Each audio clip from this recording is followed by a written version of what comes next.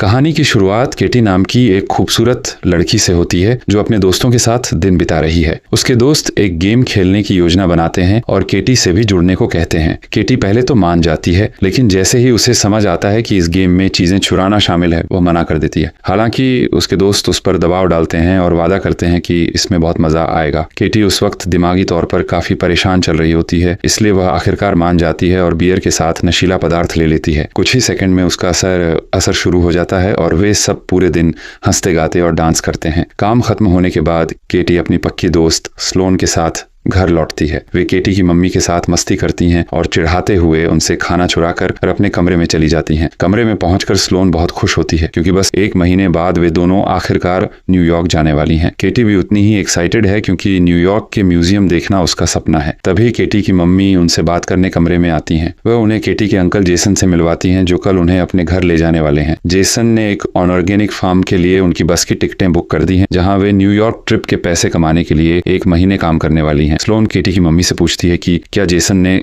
उसके बारे में कुछ पूछा, जिससे साफ पता चलता है कि स्लोन को जेसन पर क्रश है। केटी की मम्मी से स्लोन को चिढ़ाती हैं और दोनों को याद दिलाती हैं कि डिनर 6 बजे है और जो लेट होगा उसे भूखा रहना पड़ेगा। इसके बाद केटी स्लोन को चिढ़ाती है कि वह अपनी आंटी को स्लोन के क्रश के बारे में बता देगी। जब स्लोन को पता चलता है कि केटी की मम्मी क्यूबा वेकेशन पर जा रही हैं, तो वह उम्मीद करती है कि उन्हें वहाँ कोई पार्टनर मिल जाए और वे शादी कर लें ताकि स्लोन ब्राइड्समेड दुल्हन की सहेली की ड्रेस पहन सके। अगले दिन केटी की मम्मी लड़कियों को अलविदा कहती हैं। वह बताती हैं कि क्यूबा के होटल पहुंचते ही वह उन्हें फोन करके हालचाल लेंगी। इसके बाद लड़कियां अंकल जेसन की कार में बैठ जाती हैं, जिनके यहाँ वे दिन भर रुकने वाली हैं। स्लोन आगे जेसन के बगल वाली सीट पर बैठती है। ड्राइव करते समय जेसन बताता है कि वह FBI में एजेंट है, लेकिन अभी छुट्टियों पर है। स्लोन ये सुनकर हैरान रह जाती है। जब वह पूछती है कि क्या वह सिंगल हैं, तो जेसन बताता है कि वह जेमा से बहुत प्यार करता है और वे 5 साल से साथ हैं। केटी स्लोन की तरफ देखकर हंसती है और उसे चिढ़ाती है कि आखिरकार उसकी शादी उसके अंकल से नहीं हो पाएगी। जब वे जेसन के घर पहुंचते हैं तो जेमा उनका बहुत प्यार से स्वागत करती है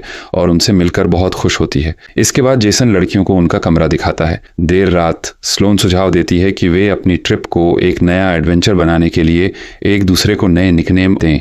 केटी अपना नाम हेजर चुनती है, जबकि स्लोन अपना नाम रेबेल चुनती है। अगले दिन जेसन उन्हें बस स्टैंड छोड़ता है और दोनों बस का शेड्यूल चेक करने से अंदर जाती हैं। क्लर्क उन्हें बताता है कि उनकी बस 1 घंटे में आएगी। स्लोन को अचानक वॉशरूम जाना होता है, लेकिन स्टाफ मेंबर बताता है कि वॉशरूम खराब है। वह पास के एक कैफे में जाने की सलाह देता है, लेकिन चेतावनी देता है कि वहां की कॉफी मत पीना क्योंकि उसका स्वाद बहुत खराब है। केटी और स्लोन बाहर जाकर जेसन को बताती हैं कि बस आने तक वे कैफे में वेट करेंगी। जाने से पहले जेसन केटी से कहता है कि फार्म पहुंचते ही उसे फोन करे ताकि उसे पता चल सके कि वे सेफ हैं। केटी मजाक में कहती है कि टेक्स्ट मैसेज कर ज्यादा बेहतर होगा, लेकिन जेसन फोन कॉल पर ही जोर देता है ताकि वह पक्का कर सके कि वही बात कर रही है। स्लोन को यह देखकर हैरानी होती है कि वह कितना केयरिंग है, तो केटी मजाक में कहती है कि वह एक फेडरल एजेंट है, इसीलिए उसे सब कुछ अपने कंट्रोल में रखने की आदत है। जेसन हंसता है और एक बीच का रास्ता निकालता है। केटी उसे मैसेज कर सकती है, लेकिन उसे हर मैसेज में एक बदलता हुआ सीक्रेट कोड शामिल करना होगा। इस तरह अगर वह कभी मुसीबत में होगी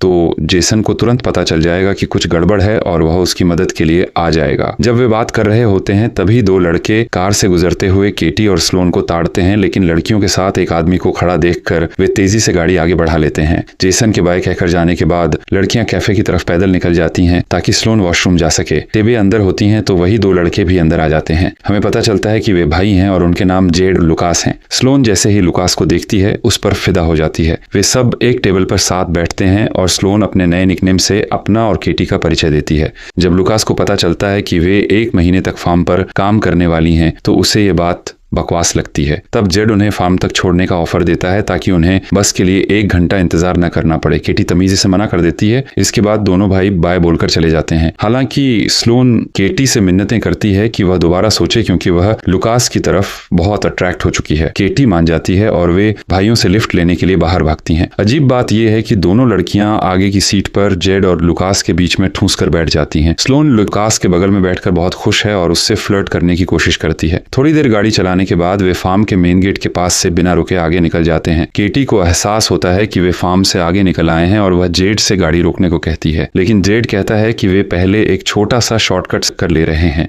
वह उन्हें थोड़ा इंतजार करने को कहता है और बताता है कि उसके पास उनके लिए एक सरप्राइज है।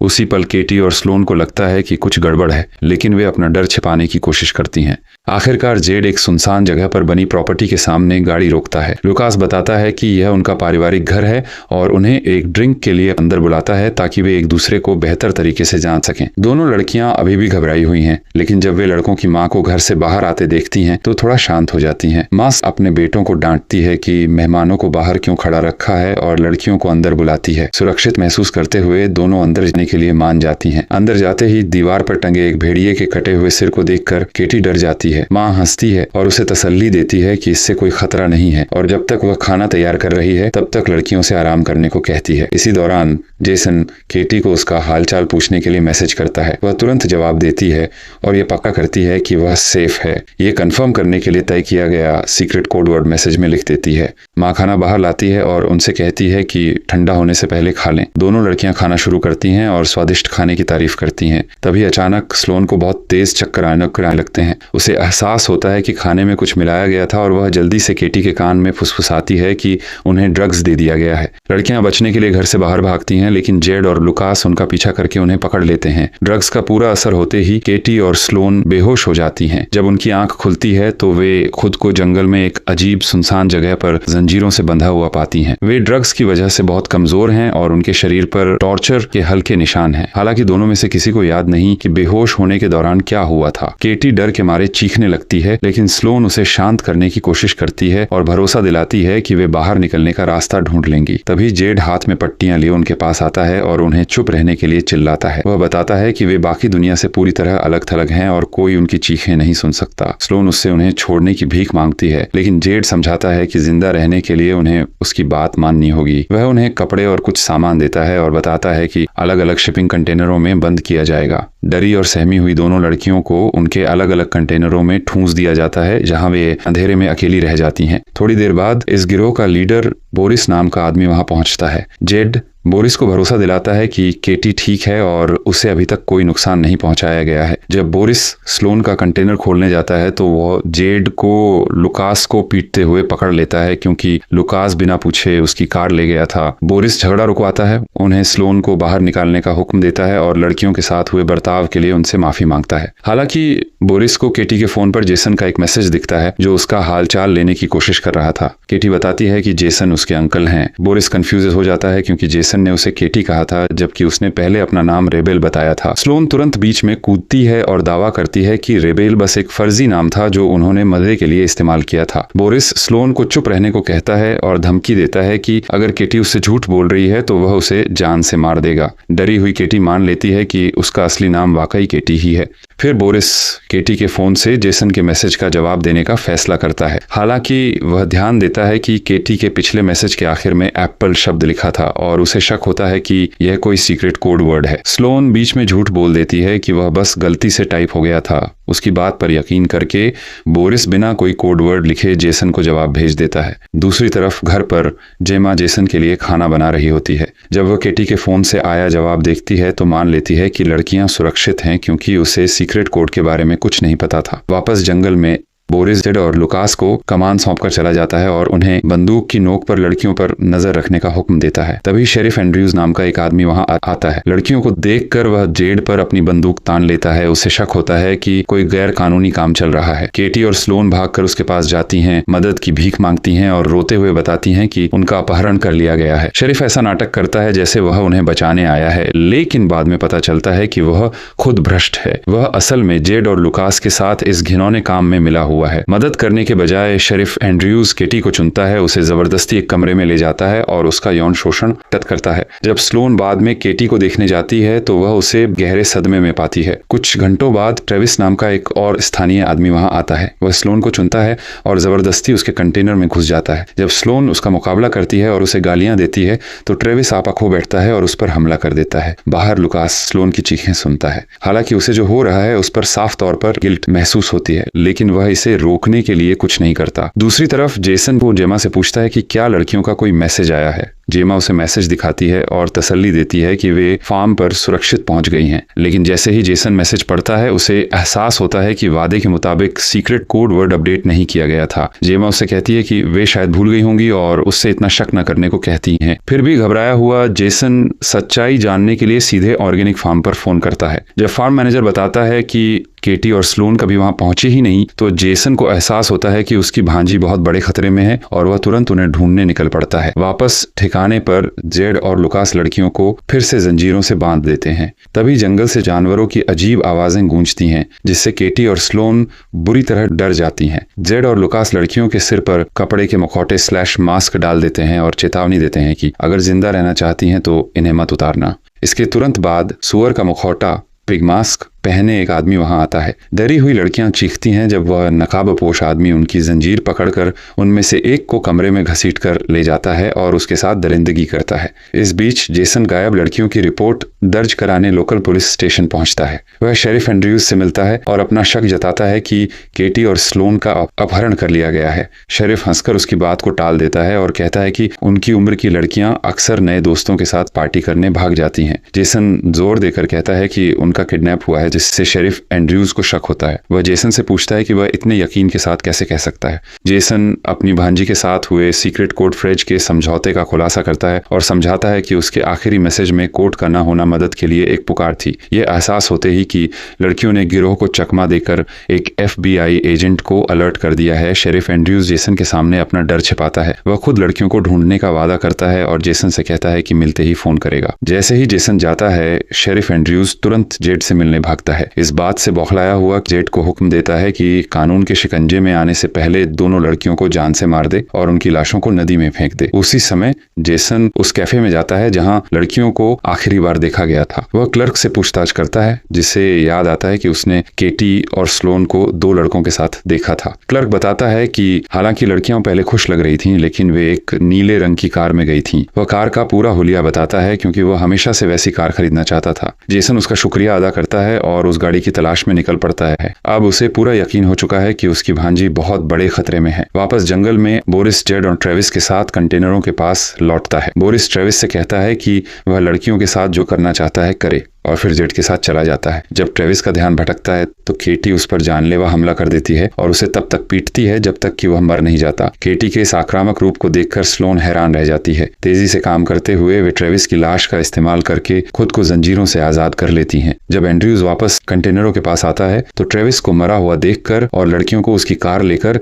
गायब पाकर सन्न रह जाता है। इस बीच केटी और स्लोन एक हार्डवेयर स्टोर पर जाती हैं, हथियार और सामान खरीदती हैं और पूरे गिरोह को उनके किए की सजा देने का पूरा मन बना लेती हैं। उसी समय जेसन नीली कार की DMV जांच करने में कामयाब हो जाता है और उसे पता चलता है कि यह कार बोरिस की है। बाद में जैसे ही बोरिस अपने घर में कदम रखता है केटी और स्लोन उसके चेहरे पर केमिकल फेंक देती हैं। वे उसे बांध देती हैं और अपना बदला लेती हैं। घबराया हुआ बोरिस रहम की भीख मांगते हुए उन्हें छिपाकर रखे पैसे देने की पेशकश करता है। केटी पैसे छीन लेती है और सुअर का मुखौटा पहने आदमी की पहचान पूछती है लेकिन बोरिस कसम खाता है कि वह उसे नहीं जानता। उसे माफ करने से इनकार करते हुए लड़कियां एक जानलेवा ट्रैप जाल चालू कर देती हैं जिससे उसकी मौत हो जाती है और फिर उसकी कार लेकर निकल जाती हैं। जेसन कुछ ही देर बाद वहां पहुंचता है और बोरिस की टॉर्चर की हुई लाश देखता है। घर की तलाशी लेने पर उसे लड़कियों का कोई सुराग नहीं मिलता। जेसन शेरिफ एंड्रयूज के पास जाता है जो यह कहकर टालमटोल करता है कि 1 हफ्ते बाद आकर पता करे।